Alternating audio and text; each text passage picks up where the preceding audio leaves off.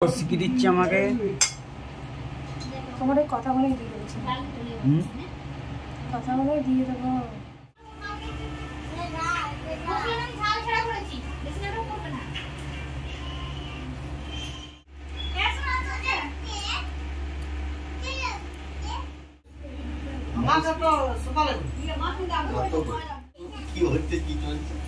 আমি তো দাম বলেছি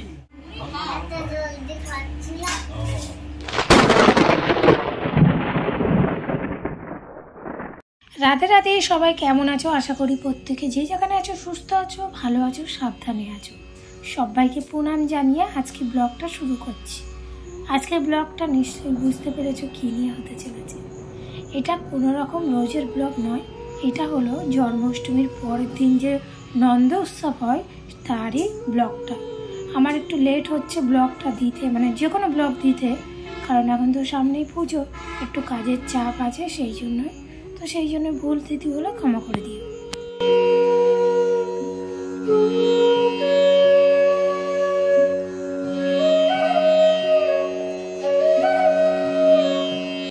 নন্দ উৎসবের যত ভোগ আমি করেছি। আমার ননদ ওইদিকে রান্না করছে ওদের, এদিকে গোপসোনাদের রান্নাটা আমি একাই করেছি। ভোগে আছে আলু ভাজা, বেগুন ভাজা, শাক ভাজা, পটল ভাজা, আর সঙ্গে আছে খিচুড়ি আর কলা ভাজা আছে। চেষ্টা করেছিলাম আরও একটু ভালো করে দেওয়ার, কিন্তু যতটুকু সম্ভব হয়েছে আমি চেষ্টা করেছি ভগবানকে ভোগ নিবেদন করার। তোমরা ভোগটা দর্শন করে নাও।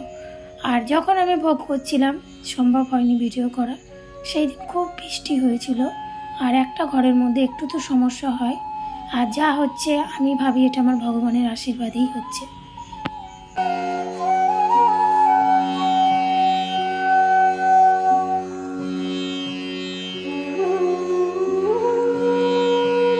ইচ্ছা ছিল নন্দ উৎসবে কিছু বাচ্চাদের নেমন্তন্ন করে খাওয়ানো, কিন্তু সত্যি এবার সেটা সম্ভব হয়নি। চেষ্টা করব পরের বছর একটু বড় করে করার, সবাইকে নেমন্তন্ন করার। যাই হোক, এবারে যতটুকু পেরেছি আমি চেষ্টা করেছি। কথা বলতে বলতে ভোগের থালাটা সাজানো হয়ে গেছে। সবার লাস্টে দেবো পাঁপড়। আর আমি না আলু ভাজার তেলের মধ্যে পাঁপড়টা ভেজেছি, ওই জন্য একটু বেশি হলুদ লাগছে। আর এখানে কিন্তু প্রচণ্ড পরিমাণে বৃষ্টি হচ্ছে। তো জন্মাষ্টমীতে বৃষ্টি হয়, কিন্তু এই বছর একটু বেশি বৃষ্টি হয়েছে। আজকে কিন্তু কোনো রকম বামুন ঠাকুরকে ডাকা হয়নি। আজকে যত ভোগ দেবো আমি নিজে হাতেই দেবো গোপসোনাদের। সবার লাস্টে দেব তুলসী পাতা, যেটা না দিলে ভোগ অসম্পূর্ণ থাকে। তো সেটা দিয়ে ভোগটা সম্পূর্ণ করে গোপসোনার সামনে নিবেদন করব।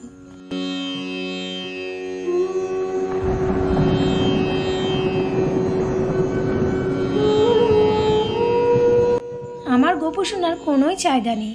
আমার গোপসোনা চাই যে আমার মা যতটুকু দেবে নিজে হাতে আমি তাতেই খুশি। যাই হোক, ইচ্ছা তো ছিল কিছু করার, কিন্তু সেইটুকু করতে পারিনি। সামান্য কিছু আয়োজন করতে পেরেছি। ওদিকে ভোগের থালা সাজানো হয়ে গেছে, আর এখানে আমি ছোট্ট একটা থালার মধ্যে 5 রকমের মিষ্টি দিয়ে সাজিয়ে দেবো। মিষ্টি ছাড়া ভোগের থালাটা বড্ড ফাঁকা লাগছিল। এখন কি সুন্দর লাগছে না? আমার গোপসোনারা কিন্তু দুধের যে কোনো মিষ্টি খেতে খুব ভালোবাসে, সেই জন্য মিষ্টিটা সাজিয়ে সুন্দর করে থালাটা রেখে দিলাম। আর এই যে মিষ্টির থালাটা দেখতে পাচ্ছ, এই 5 রকমের মিষ্টি গোপসোনার এক ভক্ত পাঠিয়েছিল গোপসোনার জন্য। তো গোপসোনার ভক্ত পাঠিয়েছে, আর গোপসোনাকে দেবো না তা তো হয় না, তাই সুন্দর করে আজকে সাজিয়ে দিলাম। আর যে দিয়েছে তাকে অনেক অনেক ধন্যবাদ।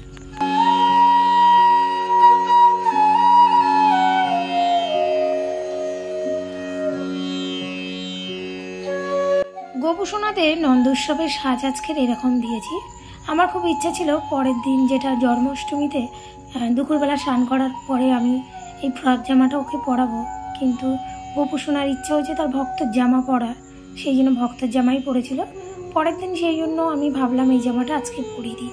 আর এই জামাটা পরে এত সুন্দর লাগছে, চোখে ফেরাতে পারছি না। মালাগুলো গোপসোনার পাপা এনেছিল গোপসোনাদের জন্য। বারবার দেখছে আর বলছে মালাগুলো কখন পরাবে গো? বললাম আজকে পরিয়ে দেবো। আর আজকে কিন্তু সব ম্যাচিং পরেছে, কিন্তু সন্দেশবাবুর একটু আলাদা হয়ে গেছে। সন্দেশবাবু আবার আজকে ধুতি পরার ইচ্ছা হচ্ছে, সেই জন্য সে আজকে ধুতি পরেই বসে আছে।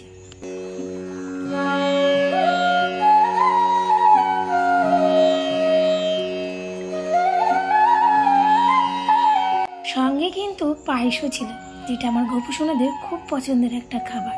পায়েসটা খাইয়ে দিলাম, তারপরে যে ভক্তের মিষ্টিটা সেটাও খাইয়ে দিলাম। সব ভোগ খাইয়ে দিলাম আমি, আর তোমরা গোপু সোনাদের ভোগ দর্শন করো।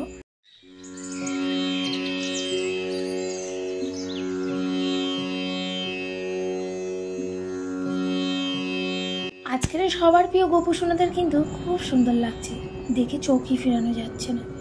যাই হোক, আজকের ব্লগটা কিন্তু এখানেই শেষ করছি। সবাই সুস্থ থেকো, ভালো থেকো, সাবধানে থেকো। আজকের ব্লগটা যদি ভালো লেগে থাকে একটা লাইক করে দিও, আর যাওয়ার শেষে অবশ্যই রাধে রাধে বলে যেও। সবাই সুস্থ থেকো। রাধে রাধে, রাধে কৃষ্ণ।